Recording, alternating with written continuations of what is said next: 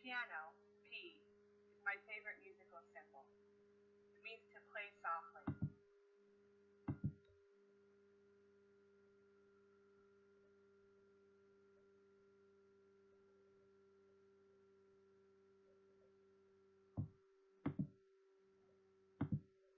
If you're playing a musical instrument and you notice a P in the score, you need to play softer.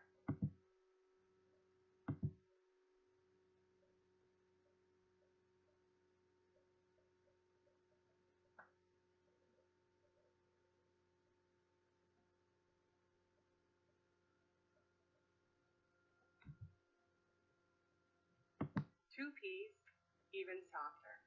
Four Ps, extremely soft.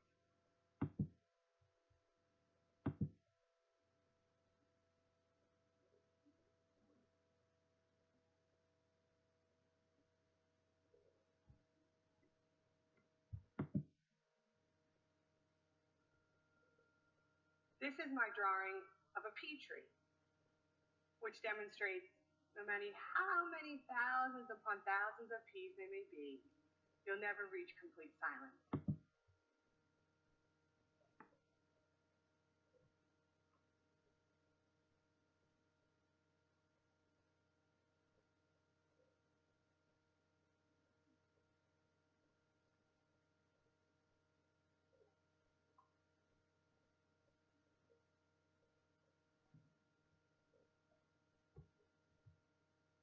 That's my current definition of silence, a very obscure sound. I'd like to share a little bit about the history of American Sign Language, ASL.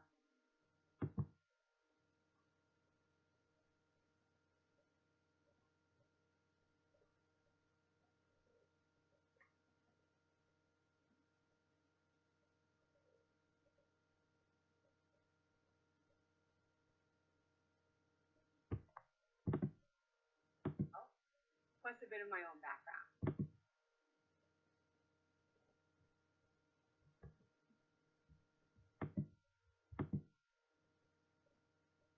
French Sign Language was brought to America during the early 1800s.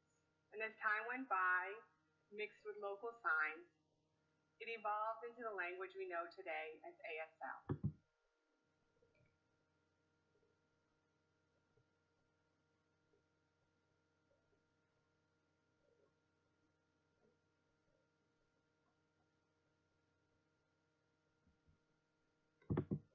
So it has a history of about 200 years. I was born deaf, and I was taught to believe that sound wasn't a part of my life.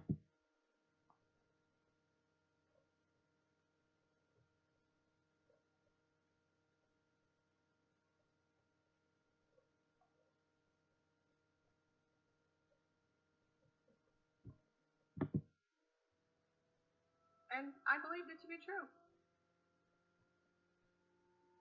Yet, I realize now that that wasn't the case at all. Sound was very much a part of my life.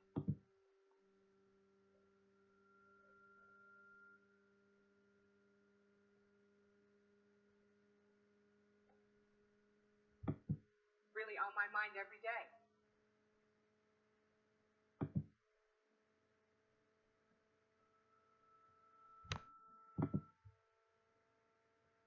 As a deaf person living in a world of sound, it's as if I was living in a foreign country, blindly following its rules, customs, behaviors, and norms without ever questioning them.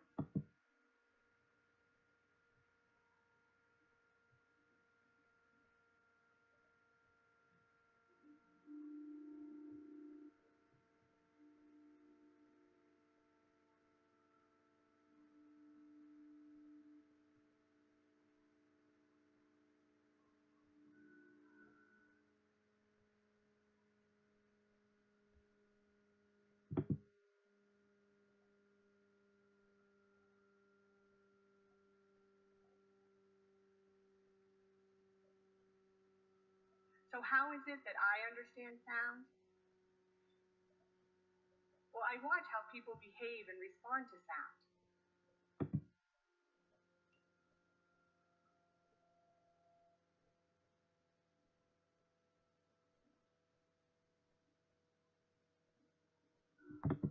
You people are like my loudspeakers and amplify sound, and I learn and mirror that behavior.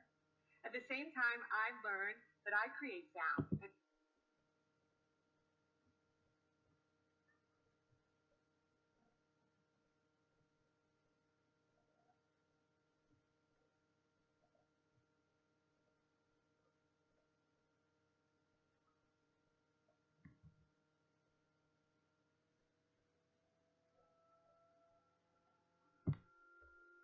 And I've seen how people respond to me.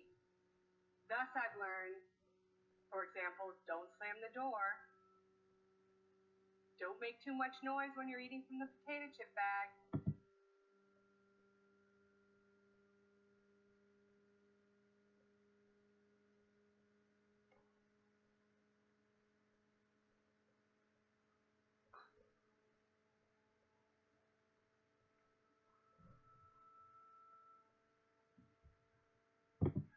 Don't burp. And when you're eating, make sure you don't scrape your utensils on the plate. All of these things I term sound etiquette.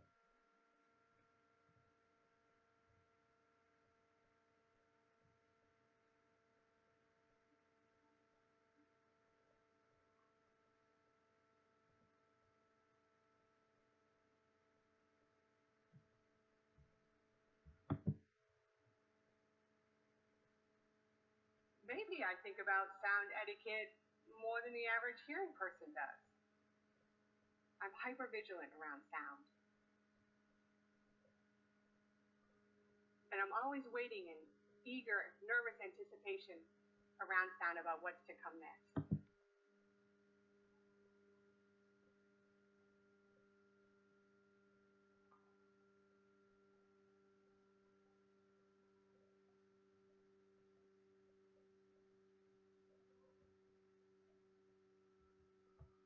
Hence this drawing.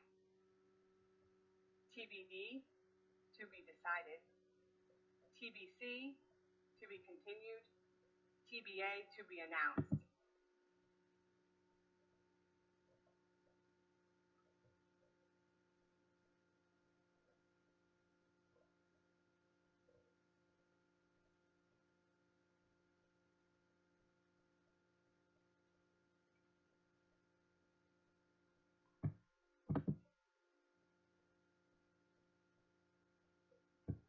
And you notice the staff, there are no notes contained in the lines. And that's because the lines already contain sound through the subtle smudges and smears.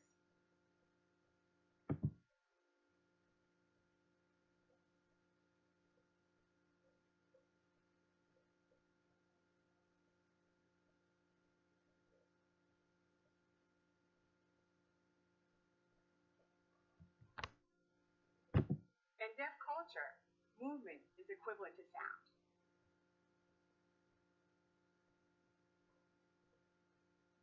This is a sign for staff in ASL. Typical staff contains 5 lines.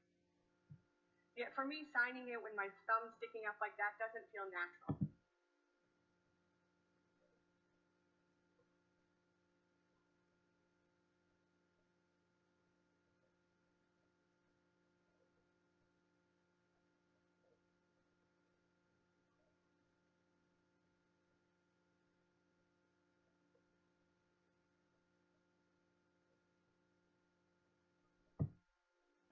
That's why you'll notice in my drawings I stick to 4 lines on paper.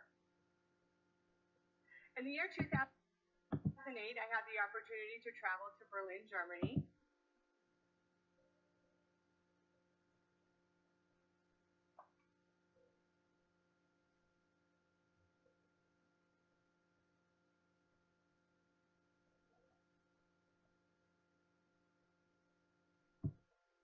For an artist residency there. Prior to this time, I had been working as a painter.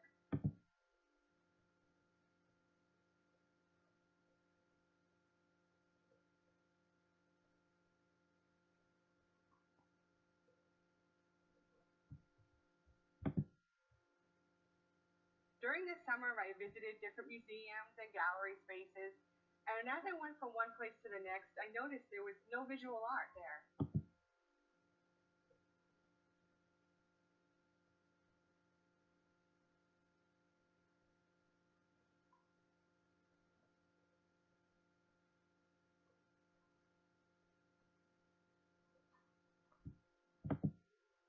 At that time, sound was trending, and this struck me.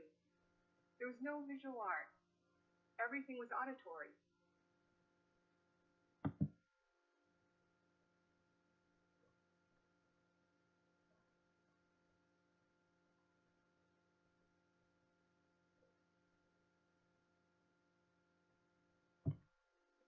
Now sound has come into my art territory. Is it going to further distance me from art? I realized that doesn't have to be the case at all. I actually know sound. I know it so well that it doesn't have to be something that's just experienced through the ears.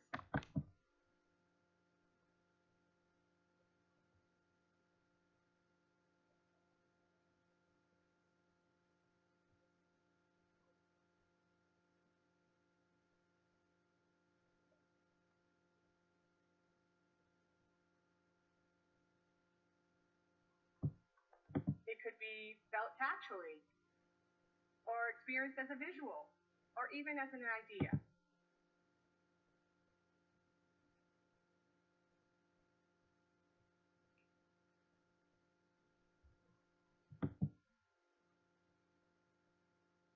So I decided to reclaim ownership of sound and to put it into my art practice.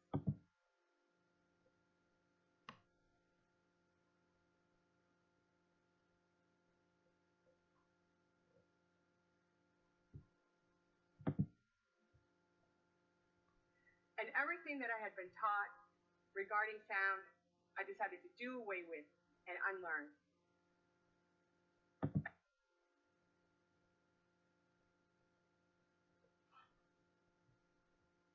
I started creating a new body of work. And when I presented this to the art community, I was blown away with the amount of support and attention I received.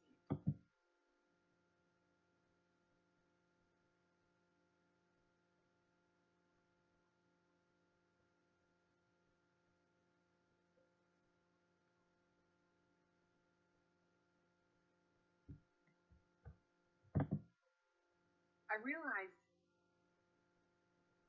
sound is like money, power, control, social currency.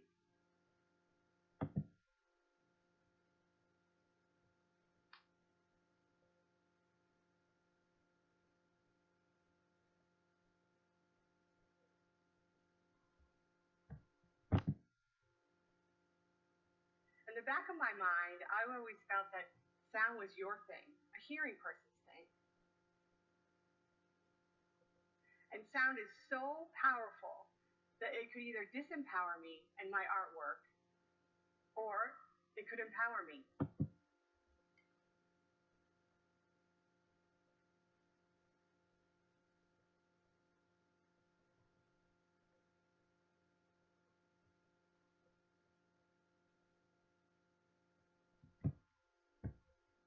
I chose to be empowered. There's a massive culture around spoken language.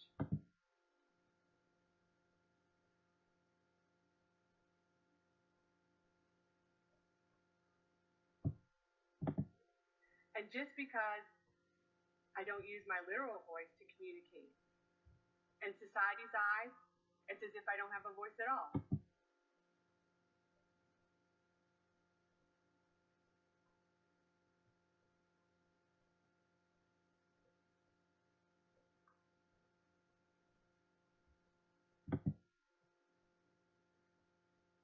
So I need to work with individuals who can support me as an equal and become my voice.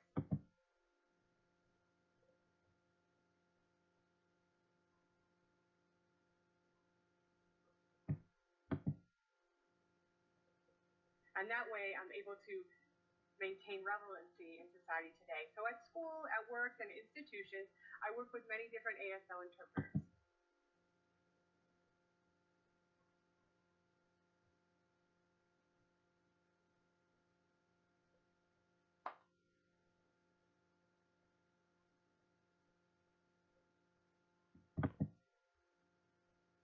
and their voice becomes my voice in identity. They